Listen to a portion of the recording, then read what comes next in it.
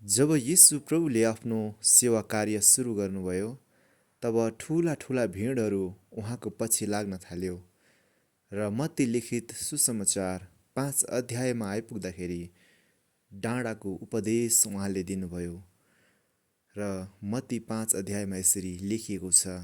भिडहरूलाई देखेर उहाँ डाँडामा उक्लनुभयो र उहाँ बस्नु भएपछि चेलाहरू उहाँ कहाँ आए। उहाँले मुख खोल्नुभयो र तिनीहरूलाई शिक्षा दिन लाग्नुभयो। धन्य आत्मामा दीन हुनेहरू, किनभने स्वर्गको राज्य तिनीहरूको हो। धन्य शोक गर्नेहरू, किनभने तिनीहरूले सान्त्वना पाउनेछन्। धन्य नम्रहरू, किनभने तिनीहरूले पृथ्वीको अधिकार पाउनेछन्।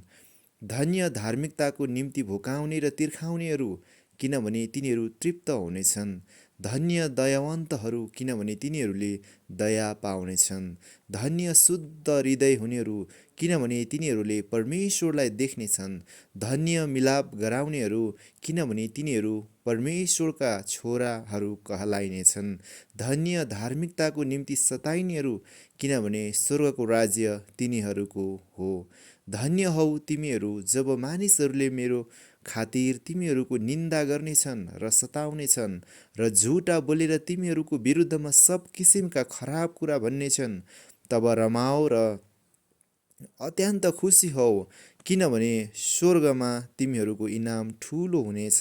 किनभने यसरी नै तिमीहरूभन्दा अघिका अगमवक्ताहरूलाई तिनीहरूले सताएका थिए। नुन र ज्योति, तिमीहरू पृथ्वीका नुन हौ, तर नुनको स्वाद गयो भने त्यो केले फेरि नुनिलो पारिने र? त्यो त बाहिर फालिन र मानिसहरूको खुट्टाले कुल्चिन बाहेक अरू केही कामको हुँदैन। तिमीहरू संसारका ज्योति हौ। डाँडामा बसालिएको सहर लुक्न सक्दैन। मानिसहरूले बत्ती बालेर पाथीले त छोप्दैनन्, तर सामदानमा राख्दछन् र घरमा हुने सबैको निम्ति त्यसले उज्यालो दिन्दछ। त्यसरी नै तिमीहरूको ज्योति मानिसहरूका सामुन्ने चम्कोस् र तिनीहरूले तिमीहरूको सुकर्म देखुन् र स्वर्गमा हुनुहुने तिमीहरूका पिताको महिमा गरून्। व्यवस्था पालना, व्यवस्था अथवा अगमवक्ताहरूलाई रद्द गर्न म आएको भन्ने नसम्झ।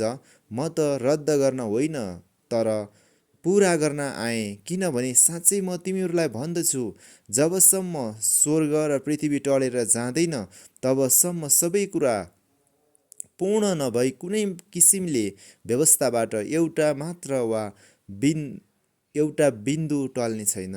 यसै कारण जसले यी आज्ञाहरूमध्ये सबैभन्दा सानोलाई उल्लङ्घन गर्ला र मानिसहरूलाई त्यसै गर्न सिकाउला, स्वर्गको राज्यमा त्यो सबैभन्दा सानो कहलाइनेछ।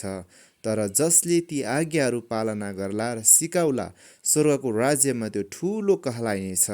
किनभने म तिमीहरूलाई भन्दछु, तिमीहरूको धार्मिकता शास्त्री र फरिसीहरूको भन्दा बढी भएन भने तिमीहरू कुनै रीतिले स्वर्गको राज्यमा प्रवेश गर्ने छैनौ। क्रोध र हत्या, तिमीहरूले सुनेका छौ, प्राचीन समयका मानिसहरूलाई यसो भनिएको थियो, तैँले हत्या नगर्नु र जसले हत्या गर्छ त्यो दण्डको योग्य हुनेछ।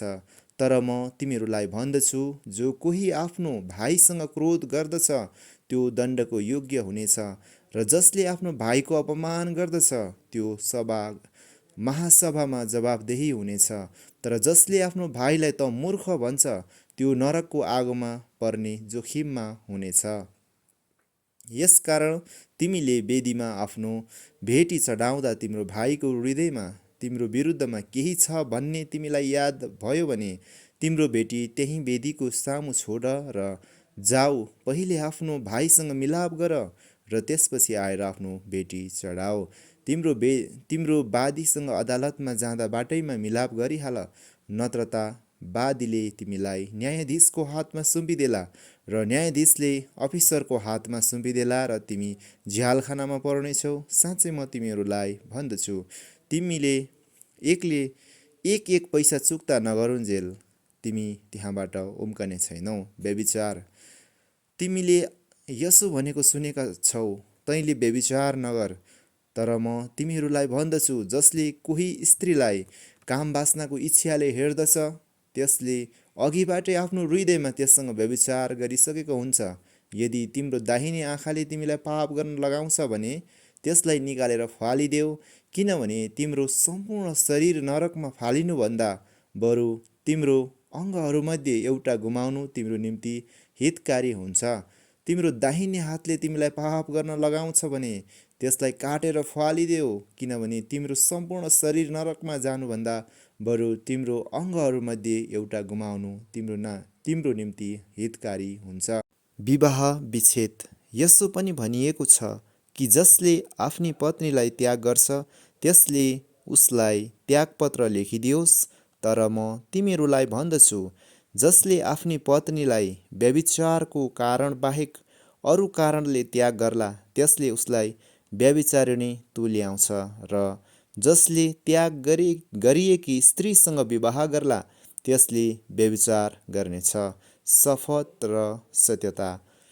फेरि तिमीहरूले सुनेका छौ कि प्राचीन समयका मानिसहरूलाई भनिएको थियो, तैँले झुट शपथ नखानु, तर परमप्रभुको निम्ति गरिएको शपथ तैँले पुरा गर। तर म तिमीहरूलाई भन्दछु, शपथ खाँदै नखाऊ, स्वर्गको नाउँमा शपथ नखाऊ, किनकि त्यो परमेश्वरको सिंहासन हो, न त पृथ्वीको, किनकि त्यो उहाँको पावदान हो, न त यरुशलेमको, किनकि त्यो महाराजाको सहर हो। आफ्नो शिरको शपथ नखाऊ, किनकि तिमीले एउटा केशलाई सेतो कि कालो बनाउन सक्दैनौ। तिमीहरूले भनेको वचन चाहिँ हो भने हो, होइन भने होइन मात्र होस्।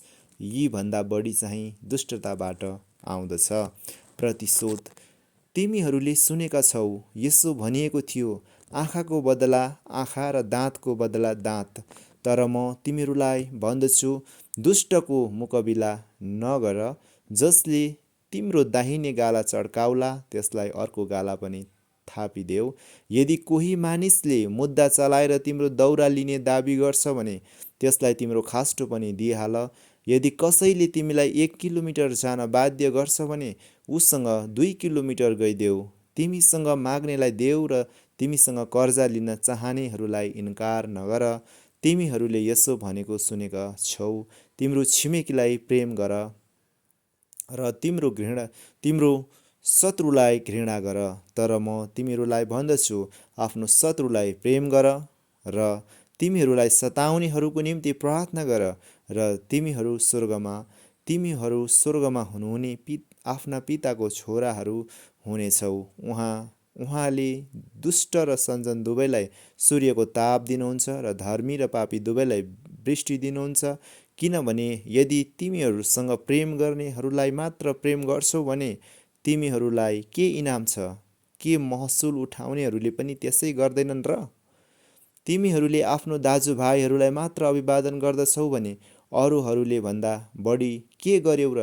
के अन्य जातिहरूले अथवा ख्रिस्टलाई नचिन्नेहरूले पनि त्यस्तै गर्दैनन् र?